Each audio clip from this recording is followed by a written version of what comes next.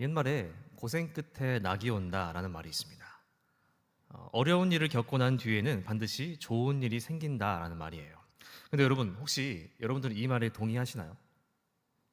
아무리 생각해 보아도 잘 동의가 되지 않아요. 고생 끝에 낙이 있는가? 정말 있나? 도대체 고생의 끝은 어디인가?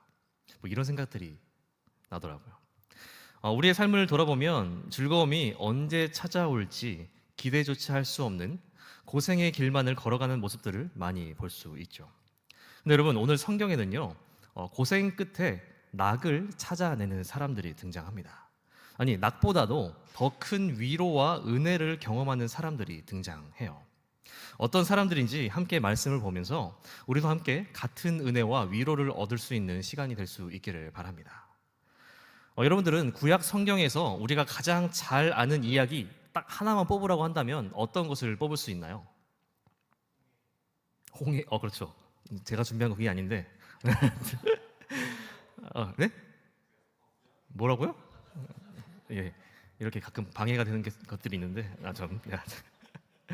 교회를 다니는 사람이나 다니지 않는 사람들이나 모두 한 번쯤은 들어봤을 만한 이야기를 뽑자면 저는 다윗과 골리앗의 이야기가 아닌가 합니다. 전쟁에 나온 많은 군인들 가운데 가장 어리고 가장 체구가 작고 또 가장 약해 보이는 다윗이 군인들 가운데 가장 크고 강력해 보이는 골리앗을 물맷돌로 무찌르는 이야기. 이것은 남녀노소 가릴 것 없이 모두에게 유명한 이야기입니다. 그런데 구약에만 그러한 유명한 이야기가 등장하는 것이 아니라 신약 성경에도 보면 그러한 유명한 이야기들이 등장하는데 그 가운데 가장 유명한 이야기를 하나 꼽자면 그것이 오늘 본문이 아닌가 싶어요. 오병이어의 기적. 여러분, 오병이어의 내용을 대충 알고 계시나요? 오병 뭐죠? 오병? 물고기 누구야? 오병 5개의 떡. 누구였죠? 충격적인 이어 2마리의 물고기로 5개의 떡과 2마리의 물고기로 많은 사람들을 먹이신 이야기.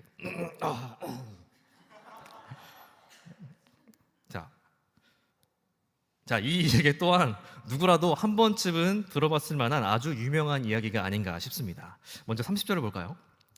사도들이 예수께 모여 자기들이 행한 것과 가르친 것을 낱낱이 고하니 이렇게 시작합니다.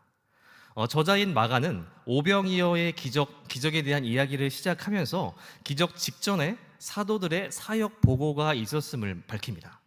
여기서 사도들은 12 제자들을 가리키고 마가복음 6장 7절에 보면 예수님은 제자들을 둘씩 나눠서 전도 여행을 보냈던 것으로 보여집니다. 그때 전도 여행을 가서 무슨 일을 했었는지 13절에 나오지만 어디로 갔었고 또 얼마나 갔었고 또 돌아와서 예수님께 어떤 내용의 보고를 했는지는 정확히 기록하지 않고 있습니다. 그렇게 제자들이 예수님께 돌아와서 사역 보고를 했다는 거예요. 한동안 예수님은 제자들과 떨어져 있었고 제자들은 그동안 예수님께 배웠던 것들을 가르치고 예수님이 주신 능력들을 행하고 돌아왔다는 거예요. 여러분, 저는 이 본문을 보면서 저자 마가가 침묵하고 있는 부분이 참 많다고 생각되는 것이 제자들이 얼마나 전도 여행을 다녀왔는지 또 어느 지역으로 다녀왔는지 그리고 그러한 제자들의 보고를 들으신 예수님의 반응조차도 기록하지 않고 있습니다.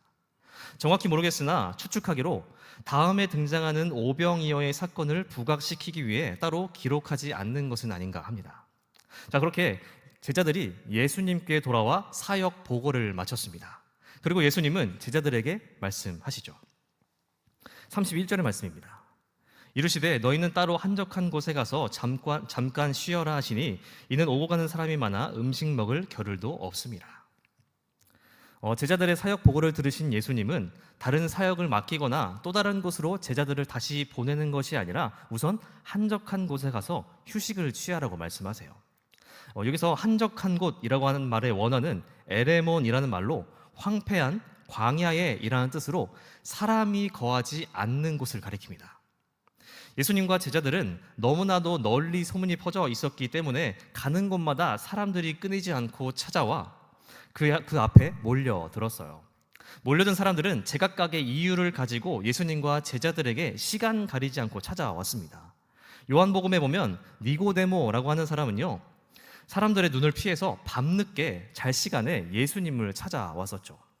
물론 예수님은 이들을 안타깝게 여기셨지만 사람들은요, 자신들의 필요에 따라 예수님과 제자들의 상황은 전혀 고려하지 않고 막무가내로 예수님과 제자들에게 찾아왔던 겁니다.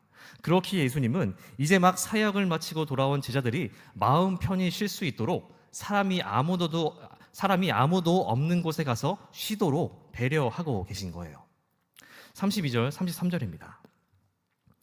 이에 배를 타고 따로 한적한 곳에 갈새 그들이 가는 것을 보고 많은 사람이 그들인 줄을 안지라 모든 고을로부터 도보로 그곳에 달려와 그들보다 먼저 갔더라. 그런데 예수님과 제자들의 바람대로 되지는 않는 것 같습니다. 한적한 곳으로 가기 위해 제자들과 예수님은 배에 올랐는데요. 그런데 한적한 분위기는 그 배 위에서만 느낄 수 있었던 것이 아니었나 싶을 정도로 많은 사람들이 배 위에 있는 예수님과 제자들을 알아보고 따라왔다는 거예요. 시력이 얼마나 좋았던지 아니면 예수님과 제자들의 행색이 너무나도 뚜렷했는지는 몰라도 많은 사람들이 배 위에 타고 있는 예수님을 알아보고 육로를 통해 따라갑니다. 이것도 참 배가 느렸던 건지 사람들이 엄청 빨랐던 건지 어쨌든 사람들은 예수님과 제자들이 향하던 한적한 곳이라는 목적지까지 분명히 알고 예수님과 제자들보다 더 빨리 그곳에 도착해 있었다는 거예요. 여러분, 마치 일주일 동안 출장 갔다가 쉬지도 못하고 이제 집에 가서 쉬려고 하는데 집 가는 도중에 수북히 쌓여있는 일들이 생각난 거랑 같은 거 아닐까요? 제자들은 이제 좀 쉬기 위해서 길을 나서서 배를 탔습니다. 그런데 자신들을 보고 따라오는 사람들을 보면서 이와 같은 마음이 생겨나지 않았을까? 결코 자신들을 향해 오는 사람들이 반갑지는 않았을 겁니다. 그런데 예수님은 다르죠. 34절입니다. 예수께서 나오사 큰 무리를 보시고 그 목자 없는 양 같음으로 인하여 불쌍히 여기사 이에 여러 가지로 가르치시더라. 예수님과 제자들은 목적지였던 한적한 곳에 도착했습니다. 하지만 그곳은 이미 한적한 곳이라고 하기에는 사람들이 너무나도 많이 몰려 있었죠. 제자들의 마음에는 모르긴 몰라도 불만 섞인 마음이 있었을 겁니다. 쉬고 싶은데 쉴 수 없으니까. 그런데 예수님의 마음은 어때요? 목자 없는 양같이 여기며 불쌍히 여기셨다라는 거예요. 예수님의 눈에 몰려든 사람들은 그저 길 잃은 양으로 보이셨던 거죠. 언제 들짐승에게 잡혀 먹힐지 모르고 가만 놔두면 또 어떤 길로 빠질지 모르는 방황하는 상태. 그래서 예수님은 친히 그들의 목자가 되어 주십니다. 마가복음에서는 가르치셨다라고만을 기록하고 있는데 같은 내용을 기록하는 누가복음에는요, 사람들을 가르치시며 또한 치료하셨다고 기록하고 있어요. 그러니까 결국 예수님은 사람들이 방황하지 않도록 올바른 길을 걸어가도록 하나님 나라에 대해서 가르치며 고통 속에 있는 사람들의 마음도 함께 돌봐주셨다는 겁니다. 그러한 예수님의 가르침은 해가 저물 때까지도 계속됐다는 거죠. 35절, 36절입니다. 때가 저물어가매 제자들이 예수께 나와 여짜오되 이곳은 빈들이요 날도 저물어가니 무리를 보내어 두루 촌과 마을로 가서 무엇을 사 먹게 하옵소서. 예수님이 사람들을 가르치다 보니까 날이 저물었어요. 날이 저물 때가 되어서 제자들이 예수님께 찾아왔다는 거죠. 아마도 그 시간대가 저녁 식사 시간대였던 것 같아요. 그래서 예수님께 이러는 거죠. 예수님, 지금 시간도 늦었고 식사 시간이 다 되었는데 이제 저들을 좀 돌려보내시고 밥이나 먹죠. 여기 31절을 다시 보면요, 예수님과 제자들은 음식 먹을 겨를도 없어서 휴식을 취하러 왔는데 이곳에서도 사람들을 돌보느라고 저물 때까지 식사를 못했던 것으로 보여집니다. 이 정도로 피곤하고 배까지 고프면요, 여러분, 사람들은 기분이 좋지 않아요. 그래서 여러분, 여기 보면 제자들의 마음이 조금 드러나는 부분이 있는데 사 먹게 하옵소서라는 부분입니다. 이 말은 이제 그만 다 돌려보내고 자기 문제는 좀 알아서 처리하게 놔두세요, 이런 의미를 담고 있어요. 그러니까 너무 배고프고 피곤하니까 제자들은 예수님께 불만 섞인 말투로 말하고 있는 것으로 보여져요. 이제 좀 돌려보내고 밥이나 좀 먹읍시다. 이에 예수님의 대답이 이어집니다. 37절입니다. 대답하여 이르시되 너희가 먹을 것을 주라 하시니 여짜오되 우리가 가서 200데나리온의 떡을 사다 먹이리이까. 제자들은 빨리 사람들을 보내고 쉬고 싶었을 겁니다. 그래서 예수님께 요청했던 거죠. 근데 여러분, 예수님이 정말 날이 저물고 저녁 식사 시간이 되었던 걸 몰랐을까요? 가끔 어떤 강의를 들을 때 밥 시간이 되었는데도 강의를 끝내지 않고 눈치 없이 계속해서 연설하는 분들이 있는데, 그런 사람처럼 예수님이 밥 시간도 모르고 계속해서 사람들을 가르치고 계셨던 걸까요? 아니겠죠. 예수님도 알고 계셨을 겁니다. 아마도 예수님은 제자들이 물어오기를 기다리고 계셨을지도 모르겠다는 생각이 들어요. 그래서 그런지 여러분, 제자들의 요청에 예수님은 즉각적으로 대답하시면서 너희가 먹을 것을 주라 라고 말씀하세요. 그러니까 여러분, 제자들은 사람들이 돌아가서 끼니를 때우도록 하자고 요청하는데, 예수님은 그럴 것 없이 너희가 그것을 해결해 주면 된다고 말씀하시는 거죠. 여러분, 저는 이 부분을 보면서 제자들의 머릿속에 빠직 하는 소리가 들리지 않았을까 해요. 뭐? 장난하나? 지금 피곤하고 배고파 죽겠는데 뭐 어쩌라고? 그래서 여러분, 제자들의 대답은요, 마치 따지는 것처럼 보여져요. 그럼 우리가 가서 200데나리온의 떡을 사다 먹일까요? 당시 한 데나리온은 하루 일당입니다. 그러니까 200데나리온이면 지금으로 따지면 1,000만 원 이상으로 볼 수 있겠죠. 제자들의 말은 이렇게 이해할 수 있습니다. 우리한테 지금 한 데나리온도 없는데 저 많은 사람들을 먹일 돈을 어디서 구하라 말씀이세요? 제가 지금 제자들을 너무 나쁜 놈으로 만들고 있나요? 이번 묵상 그렇게 보였습니다. 예수님이 대답하시죠. 38절의 말씀을 함께 읽도록 하겠습니다. 시작.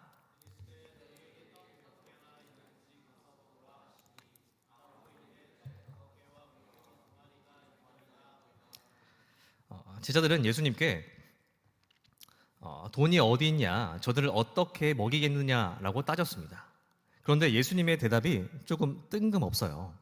그 이야기를 듣고 예수님은 돈에 대한 것은 1절 언급하지 않으시고 갑자기 떡 몇 개나 있는지 알아보라는 거예요. 여러분, 이러한 예수님의 갑작스러운 요청에 제자들이 어땠을까요? 아니, 우리 보고 저들을 먹이라고 무리한 요구를 하시더니 고작 찾는 게 떡 몇 개? 이러한 마음이 들지 않았을까요? 여러분, 지금 제자들은요, 계속해서 예수님을 기다렸습니다. 정확히 말하자면 자신들이 쉴 수 있기를, 또 먹을 수 있기를 바라며 예수님을 기다리고 있어요. 그들은 며칠의 시간 동안 사역을 했고 이제야 돌아와서 몸이 피곤했습니다. 그런데 쉬고 싶은데 쉴 수 있는 상황이 도저히 만들어지지 않아요. 그뿐 아니라 음식 먹을 겨를 없어서 바빠서 식사도 제대로 못하고 매우 허기집니다. 계속해서 고생만 하고 있는 겁니다. 여러분, 엄청 피곤하면 그냥 안 먹고 한 끼 정도 안 먹고 그냥 자도 돼요. 그런데 지금 잘 수 있는 상황이 아닙니다. 쉴 수 있는 상황이 안 돼요. 그런데 거기다가 배까지 고픕니다. 그러면 어떻게 될까요? 사람의 마음이 매우 예민해지죠. 그리고 그런 상황에 나의 본 모습이 나오기 시작하고 쉽게 짜증이 나고 쉽게 불만이 생기고 너무나도 쉽게 마음이 상해 버립니다. 여러분, 제자들이 이러한 마음이 아니었을까요? 좀 선생님이 저들은 이제 좀 돌려보내고 우리 좀 돌봐줬으면 좋겠다. 이렇게 여러 가지 마음을 가지고 제자들은 예수님을 기다렸을 겁니다. 그런데 예수님은 그러한 제자들의 기다림에 부응하는 것이 아니라 고작 떡 몇 개를 찾고 계시는 거죠. 제자들은 두 가지 생각이 들었을 겁니다. 이것으로 무엇을 하시려고? 라고 하는 궁금증 하나와 겨우 이거? 라고 하는 실망감. 아마 제자들로서는 실망감이 더 크지 않았을까 합니다. 그래서 곧이어 제자들의 기다림은요, 기대 없는 기다림으로 변해버리죠. 기다리기는 하는데 아무런 기대감이 생기지 않는 거예요. 선생님이 떡을 찾으시라고 하니 찾긴 찾겠는데 그것으로 뭘 할 수 있겠어? 간단하게 끼니를 때우실 요량이시겠지. 이런 생각 들지 않았겠어요? 제자들은 그런 마음으로 떡을 찾아 나섰고 떡 5개와 물고기 2마리를 찾아왔다는 겁니다. 여러분, 떡과 물고기의 크기를 가늠할 수는 없겠지만 이러한 양의 음식은 당시 어린아이의 한 끼 식사밖에 되지 않는 적은 분량이었다고 해요. 뭐 지금으로 따지면 김밥 한 줄 정도? 제자들은 그나마도 떡을 많이 찾아낼 수 있기를 바랬을지도 모르겠습니다. 그러나 그들이 찾아낸 것은 결국 어린아이의 식사 정도의 분량뿐이었던 거죠. 그것을 보고 있는 제자들의 마음은 아무것도 기대할 수 없을 만큼 심란해졌을 거예요. 이러한 심란한 제자들의 마음은 뒤로 한 채 예수님은 제자들에게 한 가지 더 명령하십니다. 39절, 40절의 말씀입니다.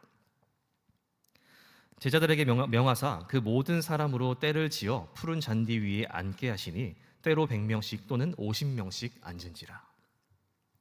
예수님은 지금 모여있는 사람들을 그대로 두는 것이 아니라 제자들로 하여금 질서를 잡게 하십니다.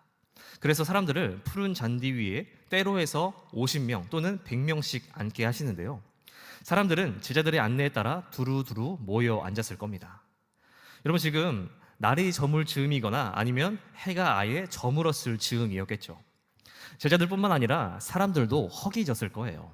그러나 예수님을 보기 위해 배고픔을 견디고 있었을 겁니다. 그런데 무슨 일인지 갑자기 잔디 위에 앉으라는 거예요. 사람들은 영문을 모른 채 시키는 대로 다 따랐습니다. 그들은 음식에 대한 어떠한 기대도 하지 않고 단지 궁금증만 가득히 아는 채 기다렸을 거예요. 50명 또는 100명씩 앉으라고 하니 앉았는데 그곳에는 친한 사람도 있었을 테고 또는 불편한 사람도 끼어 있었을지 모르겠어요. 그러나 대개는 모르는 사람들과 같이 앉아 있었겠죠. 사람들은 불편하지만 어쩔 수 없이 모여 앉아 있게 되었습니다.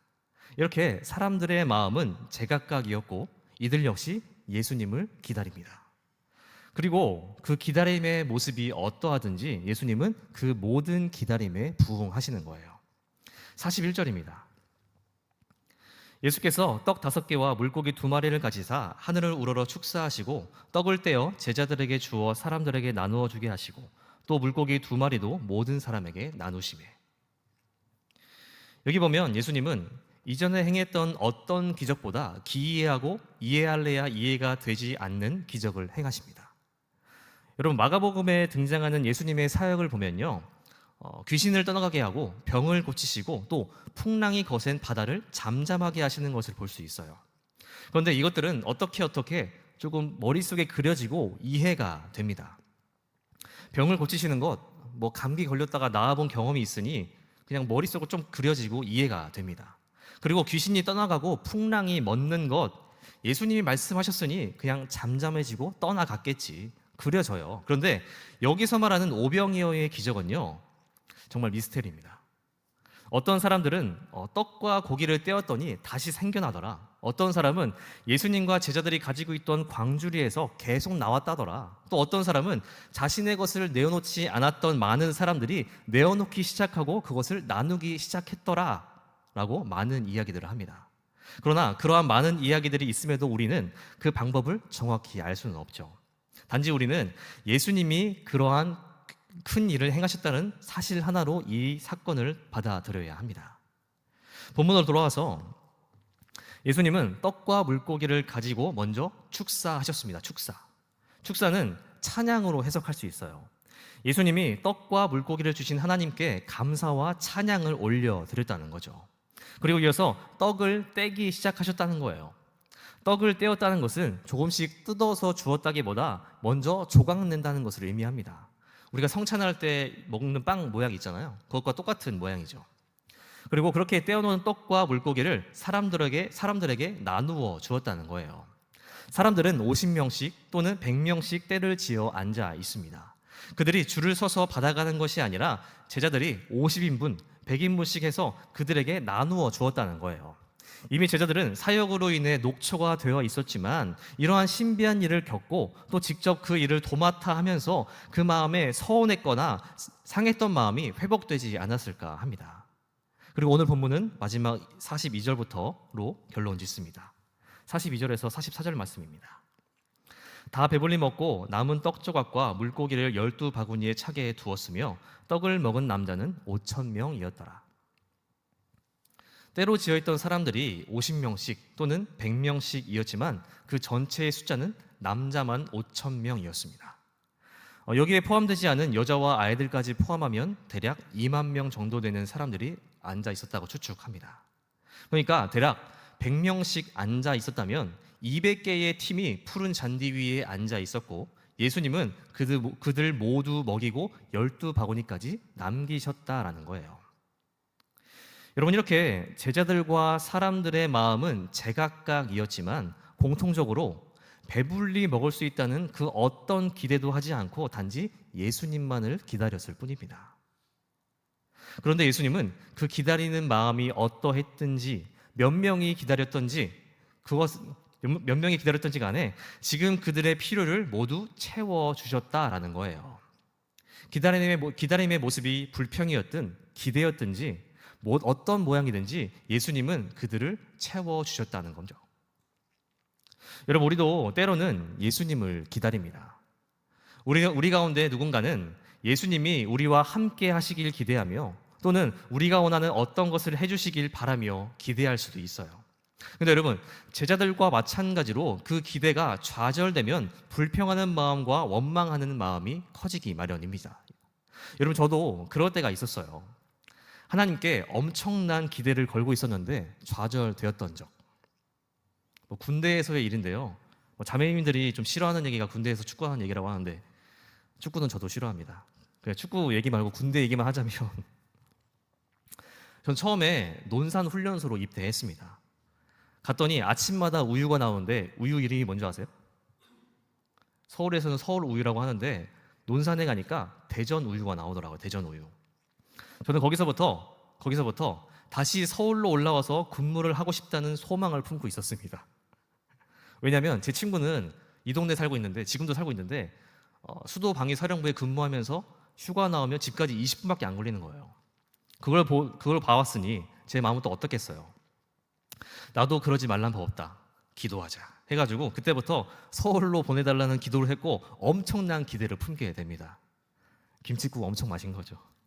근데 여러분, 제가 운전병 출신인데 운전을 하려면 운전 교육을 받아야 배치를 받을 수 있어요.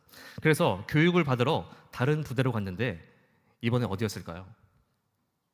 대구였습니다. 대구. 거기는 아침마다 우유를 주는데 대구 우유였습니다. 거기서도 저는 희망을 저버리지 않고 서울로 다시 가겠다는 엄청난 기대를 품고 있었어요. 시간이 지날수록 더 확신이 생겨져 갔습니다. 기도할 때마다 막 서울에 있는 막 국방부가 보이고 막 합참이 보이고 난리도 아니었어요. 근데 여러분, 제가 결국 어디로 간 줄 아십니까? 부산 우유를 먹게 되는 경상남도 진주, 그보다 더 아래에 있는 곤양이라고 하는 데가 있어요. 저 그때 처음 들었습니다. 곤양이라고 하는 곳에 자대 배치를 받게 됩니다. 저는 아침마다 거기서 부산 우유를 먹게 되죠.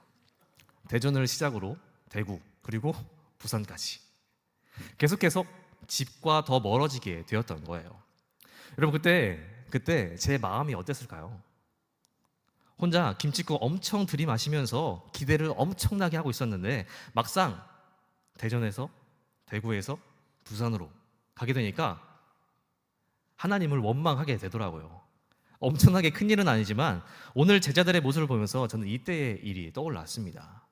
기대가 계속해서 좌절되고 원망과 불평을 하게 되었던 모습. 근데 여러분, 그렇게 되고 제가 어떻게 했을까요? 원망과 불평 속에 빠져가지고 하나님을 떠났을까요? 아니면 하나님을 원망하면서 잠시 신앙을 쉬어가는 시간을 가졌을까요? 그러지 않았죠. 그럼에도 불구하고 하나님 곁에 머물러 있었습니다. 그때 제가 하나님 곁에 머물렀던 마음은 무엇 하나 기대하지 않았던 마음, 그냥 습관처럼 교회에 가서 예배를 드렸던 것 같습니다. 그런데 여러분, 그렇게 아무런 기대감 없이 하나님 곁에 머물러 있었더니 그럼에도 불구하고 하나님이 은혜를 부어주시더라고요. 아무런 기대 없이 예수님 주변에 머물러 있었더니 오병이어의 기적을 경험했던 것처럼, 여러분, 이처럼 제자들과 사람들은 기대감 없이 예수님을 기다렸을 겁니다. 그러나 중요한 것은 아무런 기대조차 하지 않았지만 그럼에도 예수님 곁에 머물러 있었다는 것이 중요한 것이 아닐까요? 혹시 제자들 가운데 불만을 가지고 그 자리에 나오지 않고 쉬러 갔더라면, 또는 무리들도 배가 고파서 그냥 돌아갔더라면, 예수님 곁에 머물러 있지 않았더라면 오병이어의 기적을 체험할 수 없었겠죠. 여러분, 때로는 우리가 예수님을 향하여 강한 기대감을 갖거나 그와는 반대로 아무런 기대감을 갖고 있지 않을 수도 있습니다. 그런데 여러분, 중요한 것은 우리가 주님 곁에 머물러 있느냐라는 거예요. 주님 곁에 머물러 있는가? 여러분, 예수님이 십자가에 달려 돌아가셨을 때 사람들 가운데 누구도 예수님이 부활하실 것이라는 것을 기대하는 사람이 없습니다. 그런데 어떤 사람들은 예수님이 묻히신 무덤에 찾아왔다가 누구보다 먼저 예수님의 부활을 맞이하게 되죠. 예수님 무덤 곁에 머물러 있었더니 기대할 수 없었던 놀라운 일을 경험하게 된. 여러분, 우리는 오늘 사순절을 보내고 있습니다. 우리가 이 시기를 보내면서 어떤 기대감 없이 그냥 똑같은 나날을 보내고 있을지도 모르겠어요. 저도 마찬가지로 예수님의 고난을 기억하는데 어떤 것을 기대할 수 있을까요? 그러나 여러분, 이번 한 주는 예수님의 고난에 함께 머물러 보는 것은 어떨까요? 그리고 목요일부터 우리의 수련회가 진행이 됩니다.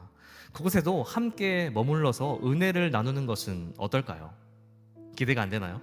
하나도 기대가 안 되나요? 그래도 상관없습니다. 우리가 기대하고 말고는 아무 상관이 없어요. 하나님이 우리를 위해 예비하신 은혜가 있지 않을까요? 아무도 기대하지 않는 잔디 위에서 예수님이 많은 사람을 먹이셨던 것처럼 예수님께 머무르는 우리에게도 같은 은혜가 있을 것입니다. 그렇게 이번 한 주 예수님의 고난을 기억하며 예수님과 함께 머무르며 또 은혜의 자리에 머무르면서 놀라운 하나님의 은혜를 경험하게 되는 저와 여러분들 될 수 있기를 바랍니다. 기도하겠습니다.